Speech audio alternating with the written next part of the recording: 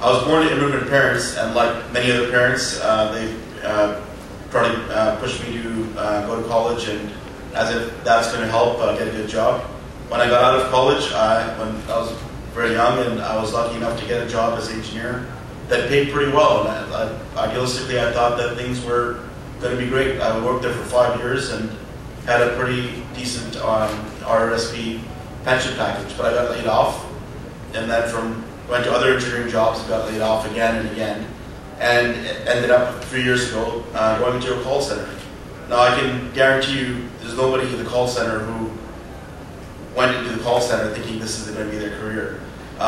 Many people, maybe with some false pride, and I can admit to this myself, thought that, well, I'm just going to be here 6 months to a year till I find something else. I'm here 3 years now, and I've seen many people who were there who were young and either going to college or want to go to college or can't go to college yet, but also many people who've lived a pretty full working life and have had to come and work in the call center. And sometimes these people who worked in the call center did find a better job, but then ended up back in the call center.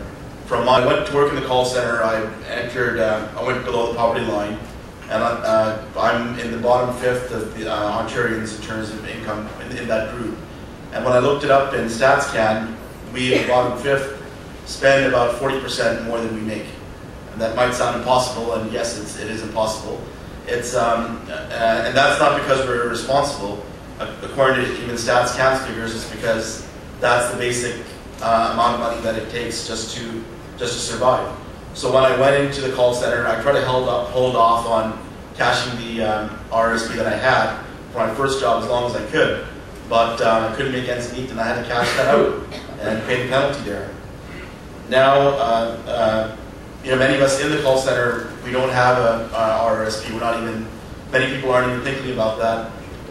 Even the people who do move out and get into a good job with a good pension plan, for every one of those, there's many more who are left behind, and we can keep that in mind that there's always going to be lots of people working at insecure, low-wage jobs where we don't know if we have the job the next week, or we don't know when there's going to be layoffs.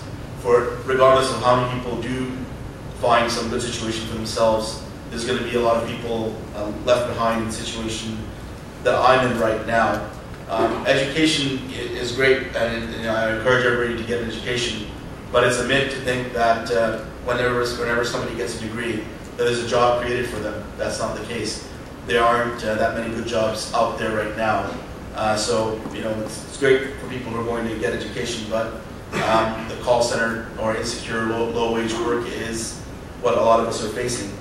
Now, ironically, a short while ago, last summer actually, the company that I work for did come out with an RRSP plan that they brought out and gave us information on, and it would take 3 years to get vested. About half the people there don't stay there that long, maybe about 10%, 20% do. But one of my coworkers who works very closely with me, who's been there 7 years now, he started looking at that seriously, and he started saying, well, he just got married, he's just entering his mid-30s, and where I'm heading now. And he said, well, maybe I should really go into this. So he started seriously looking at it. A few days later, that same week, we were all called into mass meetings where we found out the whole department that I'm working for, about 200 or 300 people, were going to be laid off, except for my section and a couple other sections.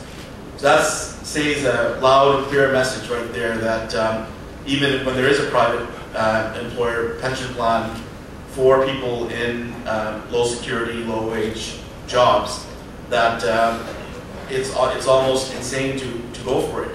Because if we had gone for it, we don't know that we're staying there for 3 years to get vested. We're going to be taking a pay cut to put money in the plan, and we might not even get to keep it because we haven't stayed there long enough, and we're working in a place with such a high rate of turnover. The place where I work, it's majority women and disproportionately more people of color as well.